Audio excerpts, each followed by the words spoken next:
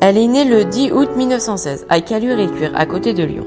Son papa, Louis-Marie Joseph, a 34 ans et travaille dans l'industrie. Et sa maman, Marie-Philiberte Germaine, née Boussin, a 26 ans et ne travaille pas. Il habite 110 Grande Rue de Saint-Clair, à Caluire-et-Cuire, à côté de Lyon. Quand la guerre éclate, elle a 23 ans. Elle fait des études de lettres à la faculté de droit. Elle apprend le piano et aime beaucoup Chopin, un compositeur polonais. Elle connaît toute sa vie et apprend même le polonais. Elle habite avec ses parents, 7 quai de Serbie, dans le 6e arrondissement de Lyon. Au début de l'année 1942, comme elle parle couramment le polonais et connaît les coutumes du pays, elle rejoint le réseau F2, issu du gouvernement polonais. Ce dernier les finance, lui donne des armes et gère l'organisation. C'est à l'époque la plus grosse organisation de résistance en France et qui a ses propres moyens radio. Il est composé de 23% de femmes. Elisabeth devient un agent de liaison entre Lyon et le Massif central. Le 12 octobre 1943, la Gestapo arrive à son domicile et l'arrête avec ses parents pour des activités anti-allemandes. Ses parents sont libérés, mais elle est incarcérée à Montluc. Son cousin, Joseph Georges, avocat, cherche des informations sur ce qui est arrivé à Elisabeth et contacte le secrétaire général de la préfecture le 8 février 1944. Le secrétaire général de la préfecture fait suivre le même jour sa demande à la préfecture intendance de la police. Il apprend ainsi que de Montluc, elle a été transférée à Compiègne le 27 janvier 1944.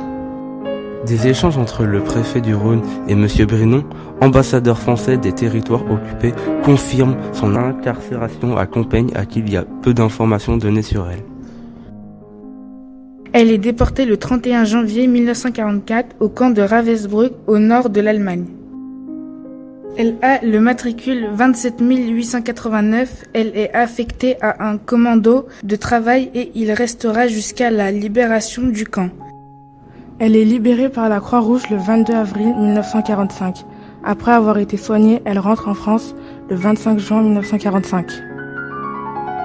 Le médecin-chef du centre de réforme de Lyon attestera à son retour de déportation qu'elle a beaucoup de troubles digestifs et des nausées, douloureuse preuve des conditions difficiles de la vie au camp. Le lieutenant Colonel Edwin, commandant l'échelon liquidateur du réseau F2, l'assimile au grade de sous-lieutenant et dit qu'à son retour, elle a repris contact avec son réseau le 13 décembre 1945.